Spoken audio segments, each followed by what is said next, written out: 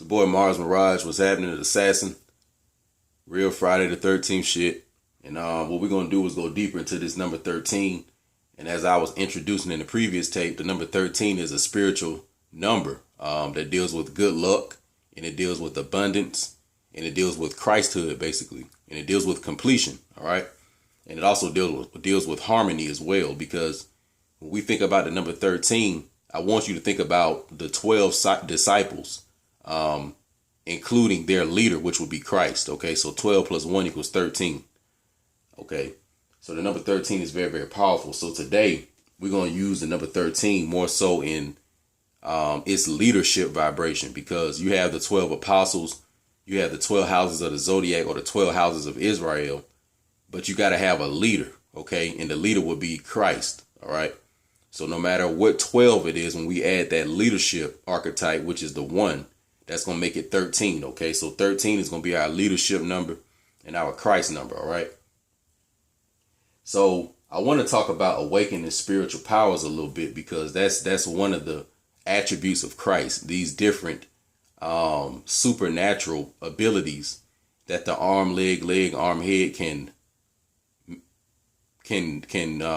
act out. You know, that the arm, leg, arm, head can express different powers, you know, and these powers actually are just extra sensory. So when we think of our sight, when we think of our touch, when we think of our hearing, when we think of our taste, and when we think of our smell, we want to think of advanced versions of these senses, plus extra senses that we may not even be able to perceive or comprehend.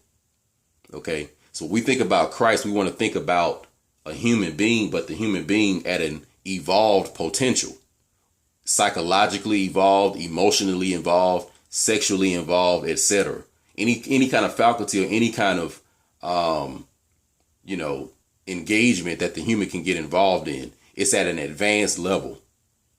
So that's what it is. It's becoming in the image of God.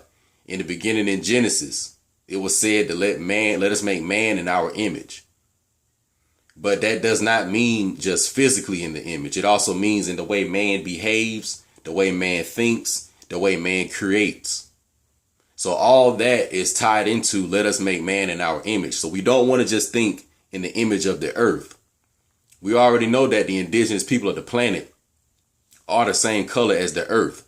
I want you all to think real quick about how in a few months, for example, it's going to get ready to be August, September, October, November. We're going to go deeper into the fall. And during the fall, of course, the seasons start to change. You know, the color of the leaves start to change, the weather and the temperature changes, etc. So we start to see these different earth tones, or these different Capricorn tones, you know, changing and shifting throughout the earth. And you can definitely see it in like a forest or woods, especially down here in the South.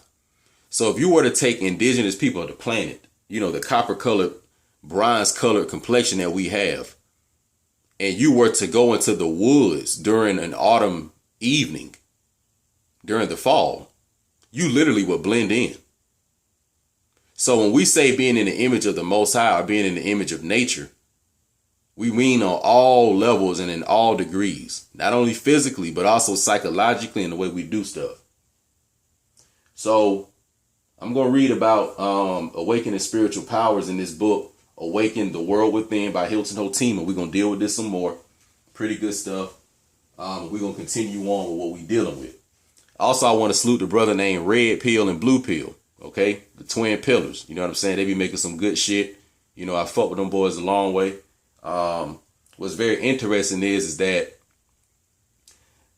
I personally have been seeing the number 44 in my life a lot since the Falcons went to the Super Bowl. Since the Falcons went to the Super Bowl, a year, 2 years ago or something like that, last year or whatever. Since that event, I can just consciously remember seeing the number 44 a lot. And when I was going through this, it caught my attention. And then shortly after that, I can remember just being on the internet and stuff, and I saw a tape put out by the brother Blue Pill, and he went in on the number 44. Okay. Now this brother been going in on the number 44 for a while. So I saw that he had a lot of old shit on it, like when nobody was really talking about that shit. So I was seeing it, and I'm like, damn, okay, that shit was making sense. Like, he was talking about how the Biggie song, like, kick in the door, wave in the 4-4. You know what I'm saying? All you heard was Big Papa, don't hit me no more. And I thought, I'm like, damn, yeah, Biggie did say that shit, you know? Then Jay-Z did come out with the 444. That shit made a lot of sense, you know? So and then I started seeing it in my own reality before Jay-Z came out with the song. And I started seeing it before Blue Pill. I saw Blue Pill's tapes, even though his shit real old. So I'm like, okay, it's something to this 44 shit. So I just started kind of paying attention. And then I started seeing 44, 88, and 33 a lot. So I guarantee if you all listen to some of my tapes from last year, I was talking about that shit. I was talking about the number 33, the number 44, and the number 88. Like, I was seeing these numbers everywhere. And to this same day, I'm still seeing them. So they just are a part of my reality now. But the numbers 33, 44, and 88, they repeat, you know what I'm saying, everywhere I'm going. And these are just some different vibrations I've been dealing with. And I'm going to keep dealing with really the rest of my life. But I want us you to think about how, you know, this is Friday the 13th, but 1 + 3 = 4. And 4 does deal with that foundation energy, okay? Because Christ brings foundation and brings harmony and brings balance, okay? So think about how you have Yeshua in the wilderness being tempted by his lower self for 40 days and 40 nights. Okay. The children of Israel in prison, you know, imprisoned in Egypt for so-called 400 years. The Christ consciousness returning in Revelation and 144,000 ascending into Christ's conscience. Okay. Even so-called black people in America think that they were enslaved for 400 years, even though they were not. But nevertheless, it's just showing you the consistency of the 4 and the 44 and the 40. So that number 4, 44, and 40 is also the reflection of the number 13. It's all still dealing with the Christ energy, the foundation energy, the harmony energy, the balance energy, the leadership energy. All right. So when you awaken spiritual powers, you know, you got to become a form of a leader. You know what I'm saying? You leading yourself, and you know, and you may even be leading anybody around you that you may not even consciously trying to be lead. But nevertheless, it's all a form of leadership energy. Okay. So let's go into some of this shit.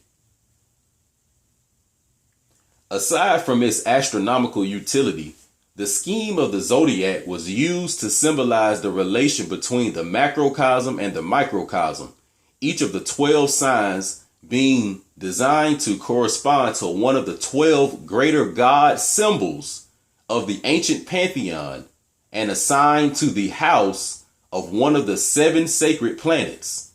Each sign, moreover, being said to govern a particular portion of the human body. So let's just go through some of this real quick. So the first scheme we're dealing with is that the astronomical sciences were used to symbolize the relationship between the macrocosm and the microcosm. Okay, so basically the greater, what we call space, and the material world that we call Earth. All right. Then it says that each of the 12 signs being designed to correspond to one of the 12 greater god symbols of the ancient pantheon. Now, these 12 greater god symbols of the ancient pantheon represent 12 different archetypal powers of what we call Christ or so-called God. So 12 different archetypal solar principles of Christ. So when you think of, like, let's say so-called Superman, Superman has the power to, you know, use heat vision, heat ray vision. He has the power to absorb, you know what I'm saying? You know, weapons and things like that. Bullets, rather, excuse me. You know, he has these different attributes and different powers. So just think of a being having these primary core 12 powers. That's what the 12 zodiac signs represent. So think about how each sign is fire, is either fire, air, water, or earth. And you have 12 of them. Okay. So that shows that, you know, there's an element of water that has superpowers. Like you know, when Blackbeard was kid, you know, this gonna show how young I really am. But when Blackbeard was, you know, on his Pokemon shit, you know what I'm saying? Like, you know, Blackbeard used to be on his Pokemon shit. And I remember all the different elementals had a certain graduated power. So for example, with the water elemental, they had my nigga Bulbasaur. But when you graduated him, he turned into Blastoise, which was the super water elemental power. So that would be like an archetypal zodiacal power. But then when it came to the fire, you had my nigga Charmander. But when you upgraded him, he turned into Charizard. You know what I'm saying? Which was the big flamethrower. And that's the elemental archetypal power of the fire. And then it was the same for the air. And it was the same for the earth. And it also in Pokemon, it had an extra sensory because it had the third eye power or psychic powers, which was Mewtwo and Mew, because they had psychic abilities. So like all the other animals was either like fire, earth, air, or water, but Mewtwo and Mew, they had psychic abilities. So in Pokemon, it was showing you those different archetypal zodiacal powers. You know what I'm saying? So all my young niggas out there that was on a Pokemon shit, you know, salute to y'all. You know, Blackbeard was a gangster, but he was also on some other shit too.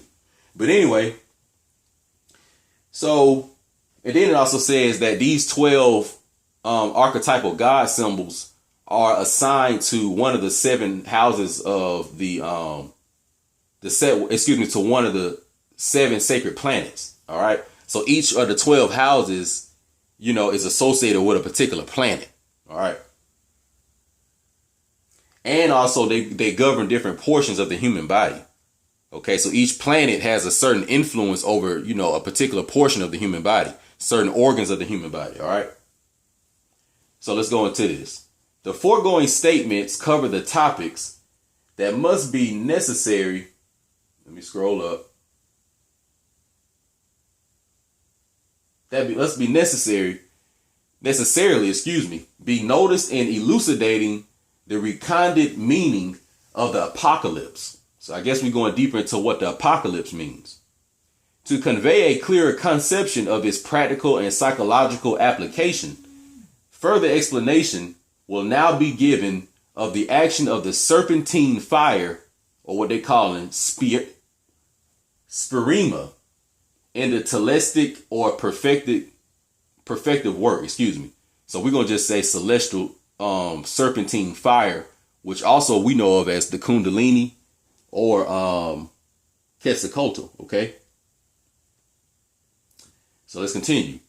The task of preparing for initiation in the ancient mysteries was preceded by the most rigid purificatory discipline. This included strict celibacy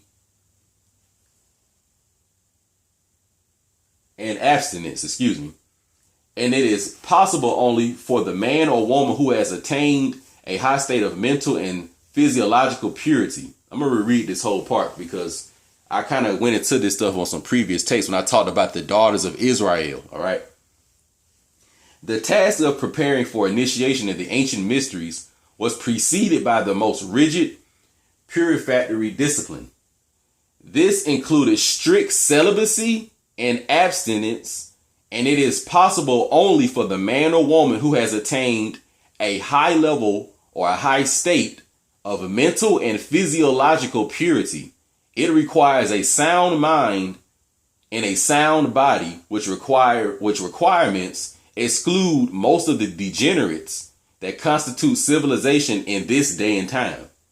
So what they're saying already now, in order to go into this apocalyptic inner alchemy, to unleash the serpentine fire that's inside of your body right now, that you have to go through a particular initiation by raising it. All right. Now, in order to do this, you have to go through a certain discipline. Okay. Remember how I talked about the discipline a little bit earlier. All right. How I talked about the planet Saturn and it dealing with discipline.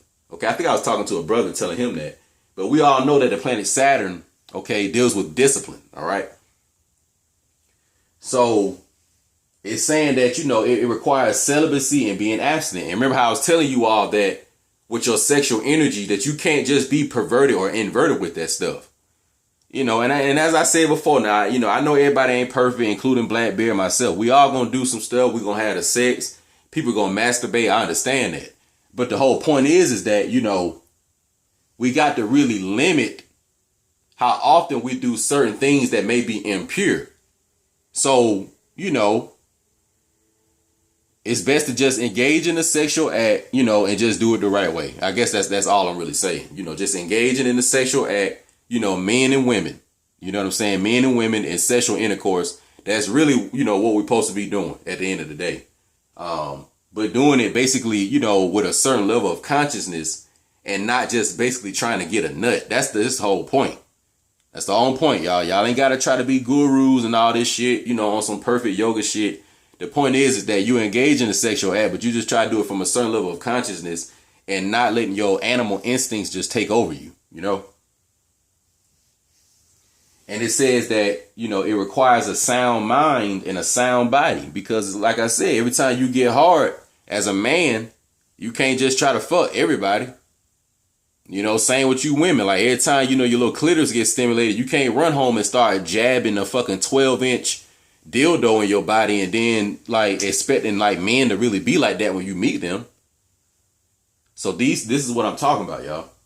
So let's continue.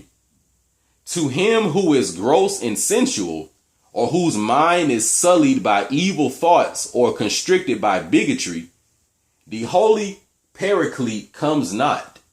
The unpurified person who rashly attempts to invade the adytum of his spiritual kingdom within can arouse only the lower psychic forces of his animal nature, which forces are cruelly destructive and never regenerative. So we find the words of celibacy and chastity written in letters of fire in all the ancient scriptures. So let's go through this real quick. So it says that for the man or the woman who is gross or basically too into their senses, always wanted some type of sensual stimulation, whose mind is sullied by evil and perverted thoughts, and they may be constricted by bigotry, constricted by racism, prejudice, and things of that nature. It says that the holy fire or the holy serpentine fire comes not. And it says that any unpurified person who tries to go into that part of themselves will only unlock lower psychic forces of their animal nature. So it's a lot of people that claim that they meditate and claim that they doing spiritual work, but they may be only unlocking lower aspects of their own animal nature on the psychic level. Okay. So we don't want to really just, tap into too much animal energy because, society, TV, the United States government, etc. got us doing that too much anyway. So continuing.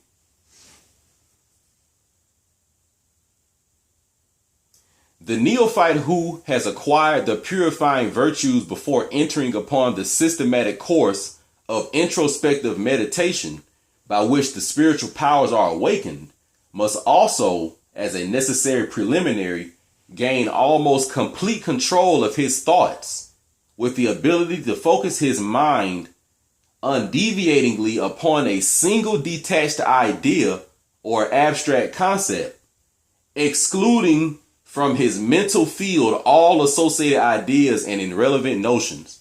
Now that's very, very deep. Let's go through this so you all can get this. So it says first that the neophyte, or whoever it is, we're gonna just say, us, who has acquired the purifying virtues. So that means that once you have basically controlled your lower self sexually and psychologically, before entering into the systematic course of introspective meditation. Now, what we meditating on is whatever is in our mind and whatever is in our heart, because that's where our memories are stored. Okay. So that's what we doing an introspective meditation on, because when we decipher that and clean all that up, it will unlock certain things that are hidden and latent within us, by which the spiritual powers are awakened, must also, as a necessary preliminary, gain almost complete control of his thoughts. Now, what we mean by that is you being able to control your thoughts, although your mind is on screensaver mode most of the time, but you being able to control what you want to see, what you don't want to see, what you acknowledge and what you do not acknowledge within your mind now, with the ability to focus his mind undeviatingly upon a single detached idea or concept. So that means being able to focus on something in particular. And when you meditate and not letting the mailman or your phone buzzing off or any of that other stuff distract you. You being able to literally concentrate and focus on something mentally. Excluding from his mental field all associated ideas and irrelevant notions. So if you concentrating or doing some type of introspective work, but you may have certain things in your mind that are analogous to that and associated, but it may not be pertinent to what you're dealing with at that time. You got to still be able to ignore that stuff. So in other words, you being able to have complete control of your mind and your mind not having control of you. Your mind is a vehicle or a tool that we're supposed to be using.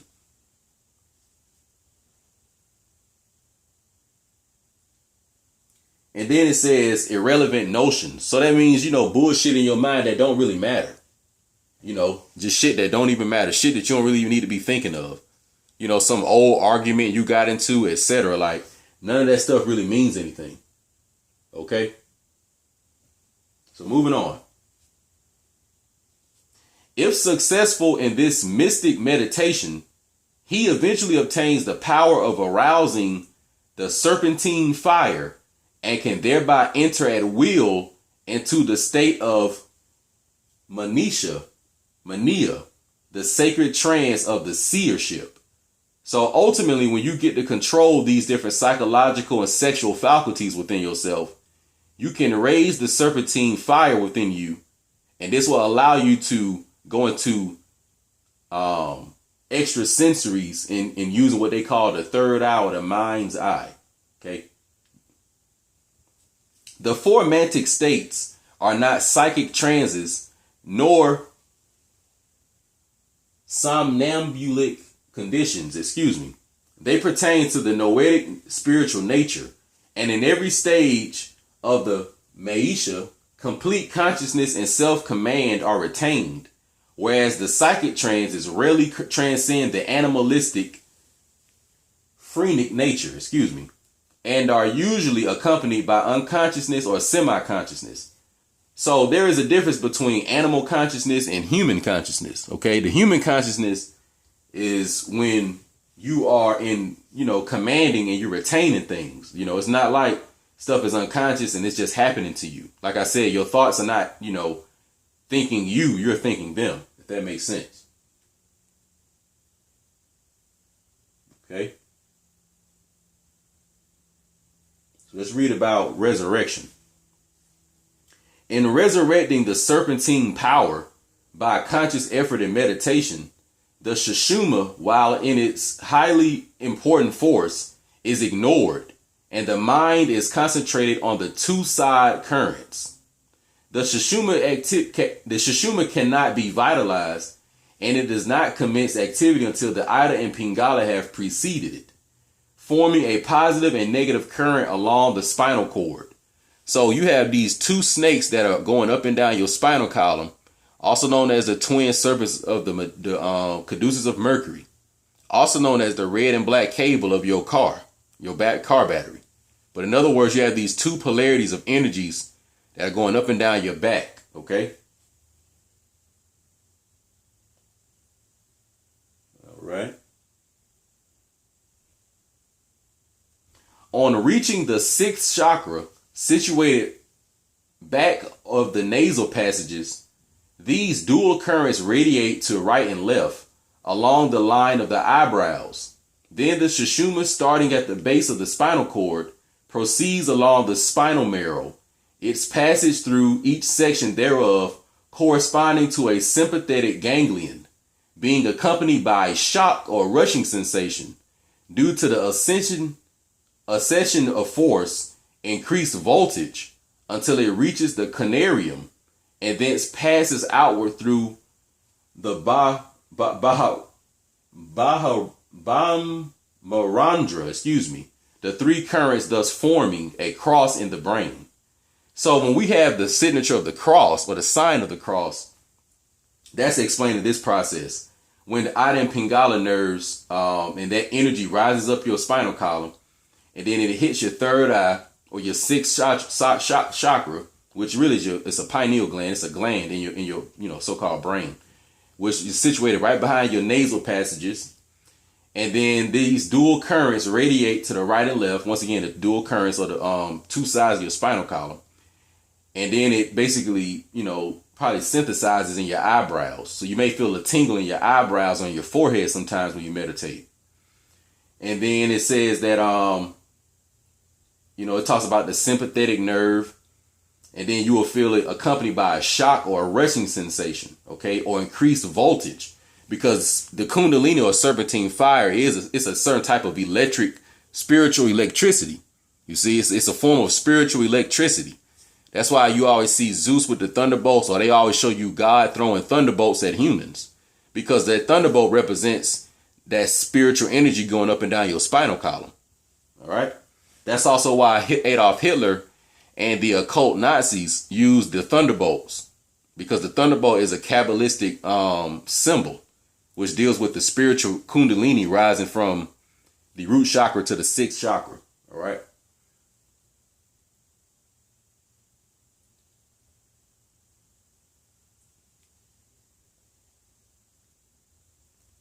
All right, continuing on. In the initial stage, the 7 psychic colors are seen. When the Sushumna impinges upon the brain, there follows the lofty consciousness of the seer, whose mystic third eye now becomes, as it has been poetically expressed, a window into space. In the next stage, as the brain centers are successfully raised from the dead by the Serpentine Fire, the 7 spiritual sounds are heard in the tense and vibrant aura of the seer. So the seer is you when you get awakened. And what happens is this Kundalini electric fire, once it activates certain glands and certain things in your brain, like I said, certain stuff gets activated. Certain extra sensory abilities kick in, and that's what we call this third eye. You start feeling certain vibrations, and of course your sensory, your senses be going off. So, I've had Kundalini experiences, and you do feel it in your back. It feels like a burst of crystals sometimes rising up and down your back, especially in your shoulder areas. But anyway, getting back to what I was saying, it says that that 7 colors are seen. So you see the 7 chakras. Once again, these are your colors now vibrating within you. It's called the auric field, okay? And you can see them on other people. And it says that when you are raised from the dead, these are, the brain center. This is the brain center, basically. Like I said, certain glands in the brain that are dormant, lying dormant, as they would say, right? In the succeeding stage, the senses of sight and hearing become blended into one, by which colors are heard and sounds are seen. Check that out. It says in the succeeding stage, the senses of sight and hearing become blended into one, by which colors are heard and sounds are seen. So you know how you can see sound waves and hear a certain vibration off of a color or off of matter. Okay? Off of matter.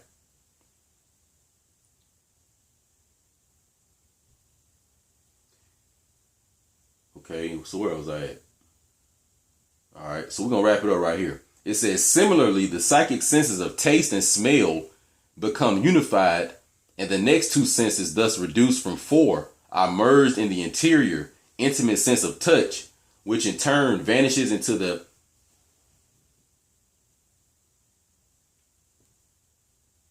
epietomonic faculty, the Gnostic power of the seer, exalted above all sense perception to recognize eternal realities. So I know I was kind of stuttering a little bit, but the whole point is that, what we call the apocalypse, or what you all know of in the Bible as revelations. And I'll go a little deeper into that in another tape. But, this whole thing is just you rising from the dead, the whole Yeshua Christ ritual, the winter solstice ritual, December 21st, 22nd, 23rd, the consciousness rising out of the dead, the whole spring equinox, you see, Yeshua rising out of the tomb in 3 days.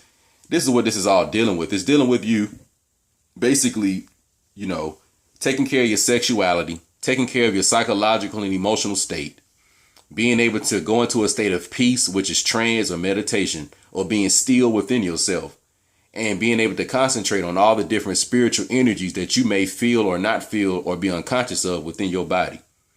And through enough practice of this, you will start to experience what they call yoga kundalini experience. So when you see those serpentine fires going up the person's back, you will have that experience. And you will notice it real subtly in your life. So don't expect like, some light to go off in your head. Don't expect you to start being able to fly. Don't expect for you to start being able to move tables with your mind and stuff like that. If you're thinking like that, that's on some TV, I dream of genie bullshit. This ain't what we dealing with. We dealing with extra senses. So just think about how I just was explaining how your senses gonna have extra powers. And then, when we change these physical bodies, then who knows what we'll be able to do after this. It probably will be on a Superman-like level. But it's the boy Blackbeard. Just want to drop some more 13 science for you all. Some real esoteric shit. I hope y'all enjoyed it. Just shout me out in the comment section. Stay tuned. I'm out.